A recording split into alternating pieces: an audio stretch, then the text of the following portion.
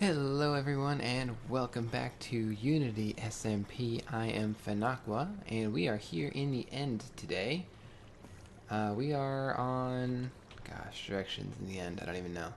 Positive Z, so I guess we're on the, east end of the island? The end island? And in the distance you can see, if, you can probably guess that this is the end farm out there. We have a Endermite base design, so basically one platform up there. There's an Endermite in a minecart named so he won't disappear. And basically whenever you are, as the player, down there, Endermen can only spawn up there because everything else is all covered in water or blocks or whatever it may be. And they will, seeing no player, they will go right to the Endermite and fall down to their death because they are silly with trapdoors. And we have it set up so you can actually farm XP, so if the pigment farm is in use, this is a really good way to get XP pretty quickly, although it still doesn't quite compare to the pigment farm. But that's that. That's not actually what we're here to look at today. What we're here to look at today is over this way, on the west end of the island. You can see I stocked up on ender pearls, and I'm just going to chuck that away. We don't need one piece of redstone, it's fine. Take my helmet off. Because we're going to look out here. We are obviously an Enderman. You know, we're all Enderman-y, dark and Enderman-like. This is our domain, and we are here today to do some building. So what we are going to do, this is actually the original one. Oh, hi, one of the original tracks to the this area. I guess the entrance and/or farm, although now it's all underground. So this is actually the entrance right there. You can go up to get out of the end, or go that way to get to the Enderman farm. And I forget who built the Enderman farm. I think like Kinema did a lot of it. I know Code was interested in doing some of it. I'm not sure if he actually ended up doing anything. Yeah, so obviously we fought the Ender Dragon here, so there's no dragon to be had. None of the little Ender crystals are around, as you might imagine, except, wait, what's that in the distance? We missed one. And you're gonna see that there is some stuff done already on this little end of the island. There's some blocks around here. Because I had actually started to do some streaming and I was gonna build this, but it didn't work because my internet crapped out. We'll talk about that in a minute. But yeah, there's an ender crystal up there. I did a little bit of research and I believe that it is impossible to move. So pistoning it will cause a massive explosion. Enderman, why? Why you do this to me? Yeah, you can't mine it. Same thing will happen. Same thing as if you strike it or you shoot an arrow at it. So, yeah, we're not going to move it. We're just going to build a temple over here. This is going to be our end temple. I'm not sure what we'll call it yet. Maybe we'll go with the Game of Thrones reference, the House of Black and White. We do have the obsidian and the diorite here as the two pillars. And I'm going to have the same theme in here. I have the dark oak over here, and I have some birch, and we're going to do that on the floor for this side. And then sandstone for the walls, and we'll maybe do some kind of a pattern, although I'm not sure how...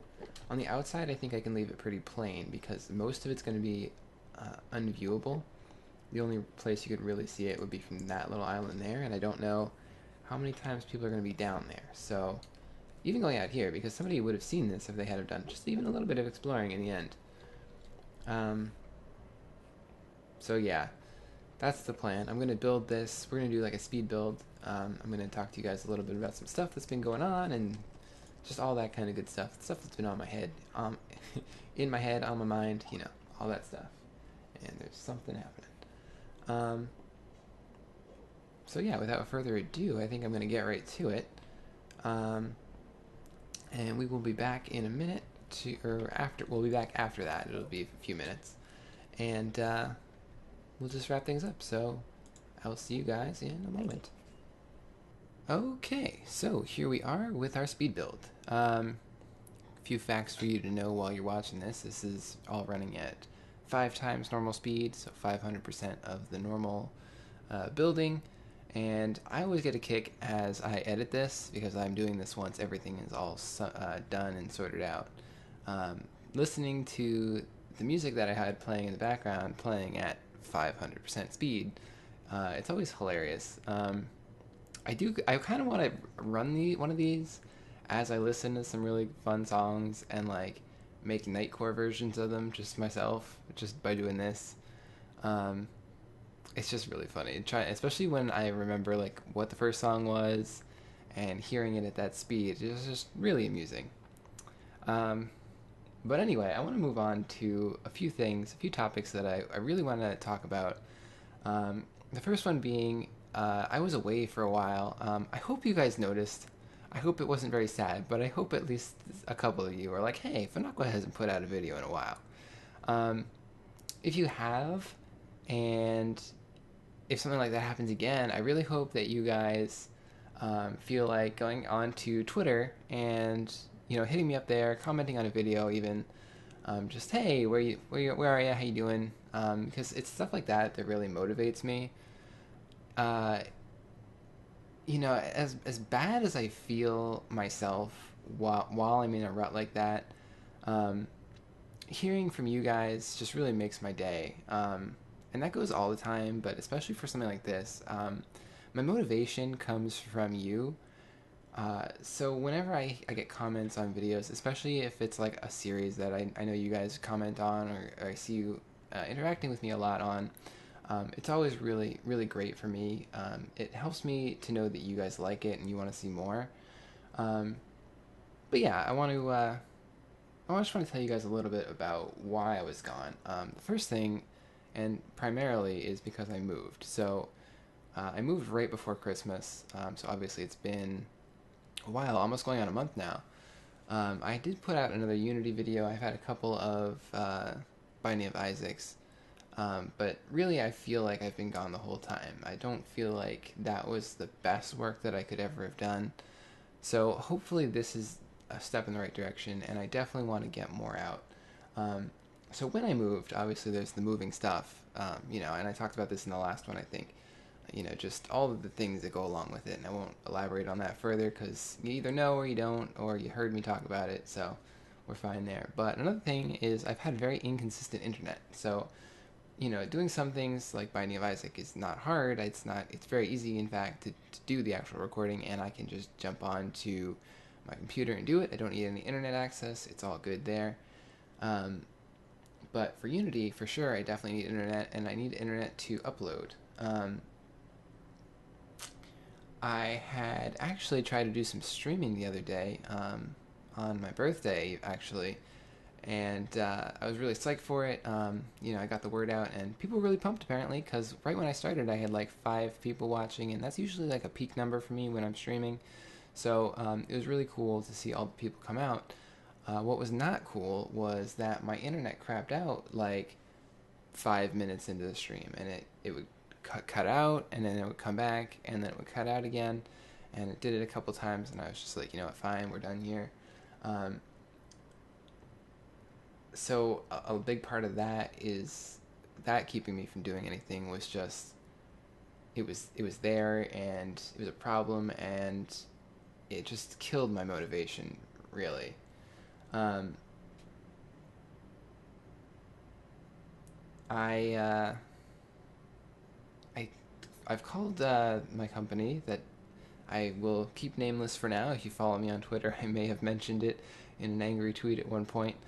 And my Twitter is @Fenaqua It's always in the description and in the about section of my channel as well, if you ever want to check it out. That's where basically you'll find all of the information on when I'm leaving, when I may be away, just some extra details about me if you're ever curious. I do post some slightly personal stuff, like cat pictures, things like that. So, just I try and keep it light, nice and funny. Um, so yeah, that's that. That's looking backwards, and I don't like to do that, but I feel like I owed you guys an explanation, if you noticed, and if not, you can ignore the last 5 minutes or so. But I am back, and I'm going to be trying to stick to a schedule again because I feel like that's where I work best with. Just having that desire, that drive to do a video on a certain day or in a certain time span. Like every other day I like to have a video out. I've mentioned it a few times now, but yeah, I'm gonna try and have something even more concrete than that. What that is, I'm not sure yet, because my job is shift work, so the timing can be very let's say, variable, to put it mildly. Um, so whether that's going to be one Unity video a week, or you know, a Unity video on Fridays, or Fridays and Mondays, or Binding of Isaacs on a certain day, or just what exactly it's going to look like, I'm not sure. Maybe I'll do a vlog when I decide, if I ever decide. This may all just be a pipe dream, and I may just kind of get out videos as I can get them out. I don't even know. But yeah, I'm definitely going to be trying to stick to that every other day a video. I am still loving the Binding of Isaac. I know those can go a little bit long, and they're maybe not the most fun to watch all the time. But I definitely enjoy it. I enjoy playing it. I enjoy commentating it. So I'm going to keep putting them out, I think. And if you like them, just keep commenting. I know a couple of people have clearly Binding of Isaac players themselves have commented and really shown the love there. Yeah, so just more feedback. Feedback is always good. I love it. I love your likes. I love it when you guys subscribe, especially if you in your own account, you show your subscriptions. It actually tells me that you have subscribed. So I just love seeing that. I love knowing who is subscribed. Although if you don't want to, obviously it's fine. I just, I do like seeing that and knowing that somebody has subscribed, especially when I see them commenting.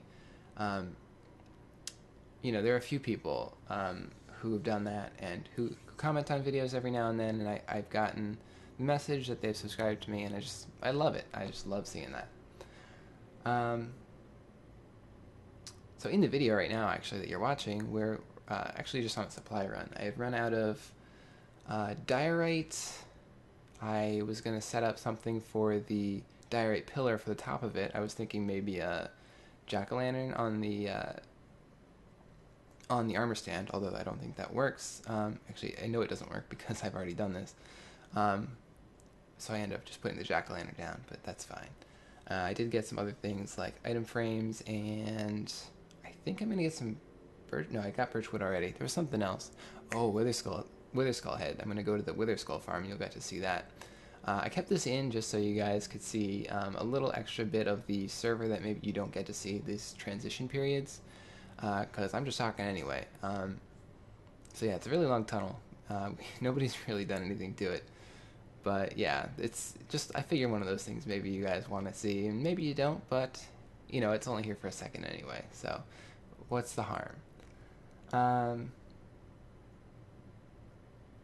I think I called it the House of Black and White earlier, and I'm probably going to put an annotation in there, but I did mean House of the Undying as the Game of Thrones reference, and that's the basically the Assassin's Guild. The Faceless Men in Bravos based themselves out of there, so we'll just do a little reference there. I do love Game of Thrones, the book series primarily, and also the TV show on HBO. Love it. One of my favorite book series of all time, for sure. So yeah, it's an Enderman temple that we're building, and the temple is for the Enderman God, which is the other, or the grand other, which would be the dragon, the end dragon. You may see that I've put up some signs, "She watches," which is going to be kind of the little spooky slogan of the Enderman / Fenaqua religion. And yes, it's not a real thing. Yes, I did just make it up. So don't go trying to Wikipedia it. You won't find it unless I add it or one of you guys add it somewhere to some Wikipedia. But yeah, it's something I just made up. So there's no base of reference for it. And yeah, so the main thing with it is duality.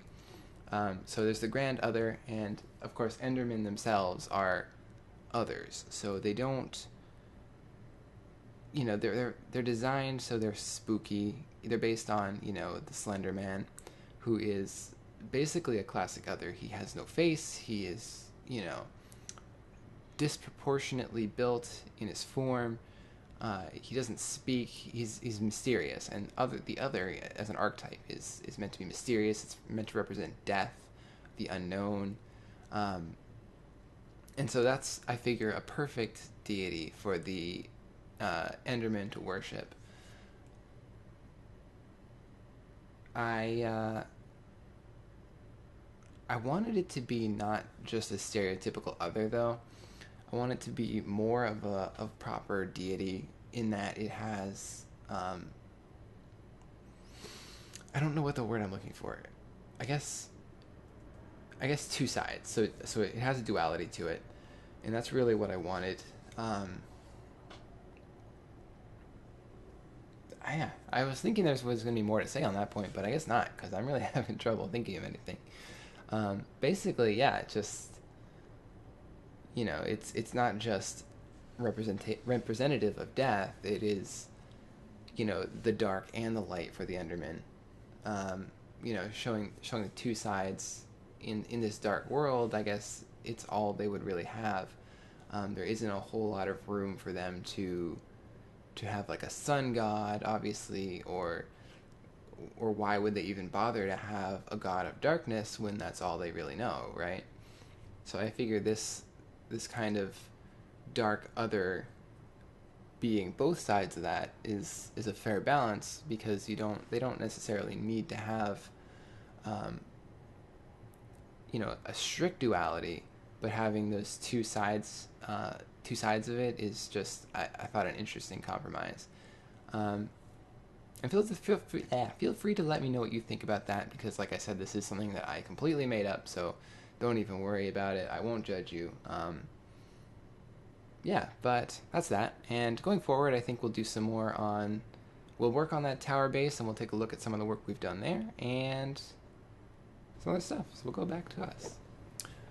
Okay, guys, so here we are. We have the finished product. Mostly, I'll get rid of that. That's just a target. I don't know if you saw me building that. It's basically just so I can take an ender pearl and chuck it up there and get to the roof. So just to go over very briefly what we were just watching. Here's the outside. We have the temple. It's a nice open entrance, and first thing off is obviously the dark portion and the light portion. And the dark portion has the I forget what this is called, the end crystal, I think it's called. And then the jack-o'-lantern over there. I was gonna do maybe a redstone lamp or even a glowstone, but I didn't have any on me, so maybe we'll just switch that out at some point. I'm not sure how much I like the idea of having a very overworld object like a jack-o'-lantern. So that's something we'll play by ear. We have a wither skull head, just to be that kind of give it that sort of ominous look. And for the patio portion, I decided not to do like a proper fencing. I don't want people to die, but I also don't want to make it look like it's supposed to be safe, because this is the end, and obviously Enderman can just teleport, so it's no big deal if they fall off. Although I did knock a few off, and they did not seem happy for it. But yeah, basically, so this just tells people, like, yes, there is an edge here, don't fall off, you will die and lose all of your things. I probably shouldn't even be looking over the edge. Same on this side. And this side wraps around a little bit, so you can kind of see the outside of it, although, so you can see kind of where I put that down, it didn't actually need it. But yeah, moving on inside, you'll notice that we do have some sandstone stairs to kind of tie in the roof to the walls. Also, that's there so that way this doesn't clash with this because it's the same material. It would be very confusing, I think. I think it's still kind of too much, but the stairs kind of help add a little bit of that extra dimension to it. We do have some slabs here just so it'll break up the front portion of it. And for this fencing, I decided to just kind of do something weird with this. I don't know. I kind of like it. The way the colors work together. That kind of alternating sort of pattern. And the white behind it is also so you can see this the head very easily. Moving on inwards, we've got this shape. I don't know. It just seemed right at the time. And you'll notice when I was doing it, I kind of redid it. So I moved these down to make it less cross-like. Just, for reasons. So this is sort of the main altar, and we're probably going to expand on this in the future, but for the moment I think this works. We have the sign, She Watches, she being the other, the End Dragon. That would be the main deity that the Endermen are worshipping here. And you have the Ender Eye, And that is, so we have the ender eye on the frame, and behind it you have this eye pattern as well, the red searching eye. And that may be a pattern we continue in other things, perhaps even in the overworld. I have no food. That makes me a little nervous for getting back. And then we have two chests. So the two chests, one is the Prayers of Despair, and this is the Prayers of Solace. So I'm not sure what I want to do yet with this, but this is just kind of, for now, tying in the different colors, the different color schemes on each side of the temple to, you know, it's probably pretty obvious, but like the light being the benevolent side of the other, and the darkness being the more maleficent. So I think I can go one of two ways with this. I think I can either do it as a, you know, put a stack of paper in a chest over here, and on the other side do like a little anvil. I don't have the iron to do an anvil, which is the primary reason I don't have it right now. Shh, I didn't look at you, Enderman. Calm down. And then have people, so they can like come and write a little prayer out and put it in one of the chests. So it can be like a curse upon Kenema for his building skills or whatever, or, you know, praises to Flim for his redstone ingenuity, or things like that. Or I can write out a few of them myself, put them into books, and, you know, put those in there, and people can read through them if they like. You know, maybe if we do a server event, we can kind of have a little fun and just kind of read over a prayer real quick from the other, or something. I'm not sure exactly what I want to do, because there are pros and cons to each side, and, you know, maybe we'll go over that when we actually decide on one, and I'll run you through my thought process there. So my inventory is pretty full, so I'm going to leave this for now, but this should be gone by the next time you guys see this. Yeah, and then, you know, we've got the obsidian, quartz, obsidian ceiling. So overall, I think it turned out pretty well. So I'm just going to stop talking here. We will cut away to another section, and that will be that. So thank you so much for watching, guys, and I'll see you in a minute. Hey everyone, and here we are now back at the desert base. You can see, just take a look around, nothing really has changed too much. I think at all since the last episode, at least up here. Most of my efforts have been focused on underneath. We'll take a look at that in a second. Right now we still have the main three areas. We've got our tree farm up there, the main tower area here, and the food and snow farm out there. So that's just, you know, the three areas that we have, and there's a village over that way. Not too much else. So let's go down before some more mobs start spawning, and we'll go take a look at that floor that I was telling you about earlier. Whoops, hi, almost died. Another thing worth noting, I think, real quick, is that I'm doing this out of order. So I'm going to have been doing the clip that I just showed you with the speed building. So I just figured, why not? Anyway, here we are. So this is the floor pattern. Over here, what's the best way to look at it finished? Probably not that way. Probably like that. It's pretty good. So you can see that's pretty much what it's going to look like. It's not going to stay open like this. We're going to put in some walls because we do want to make sort of a more compartmentalized section. This is just all from where I was speed mining. I think I'm primarily going to leave the roof as it is, especially like right there where that would all fall down on me. I kind of like it. Just kind of, it looks very like mined out, kind of. I mean, maybe even do a few more here, but mostly just kind of leave it untouched. Just make it nice and broken up, make it look like it's really underground. And so what we'll do is then we'll partition things off. So like that area over there, we'll put into a little room, or a little area maybe. The furnace area, which we are going to move because it's actually glitching out on that furnace right there. That one won't activate for whatever reason, so we'll just pick it up, build it again somewhere else, maybe along that wall.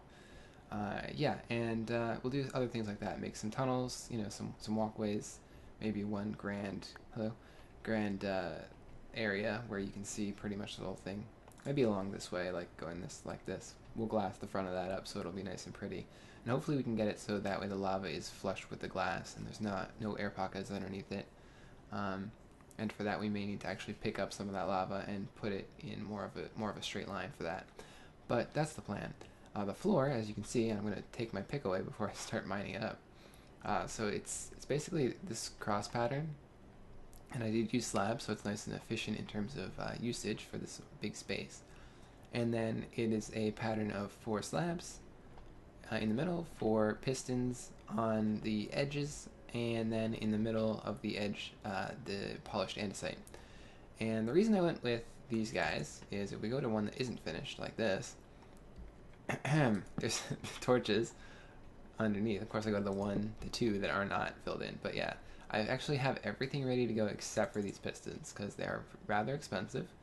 So I do need some more iron for that. I'll probably have to go mining. I'll probably start a little branch mine up near the surface for that, or something. But yeah, so that's the story there, and yeah, we'll just fill in the rest of these with pistons because apparently, and I say apparently, although it's clear from this, because there are no torches on the ground, except for there. There's one there, but not really necessary. The light comes through the piston. The piston doesn't stop light, so that's why I use those there. It's an interesting pattern, and it lets the light in, so I don't need to have torches everywhere, because that's not very civilized. This is much, much cleaner looking, and it's still bright, even though it's underground, so it's very, very nice. But I think that's all I have for you guys. This is just pretty much the only thing left I wanted to show you after the building that we did. So, yeah. Ooh, I fell. Yeah, have a great, awesome day, guys, and I will see you in the next one, which will be very much sooner than this one was. Take care. Bye-bye.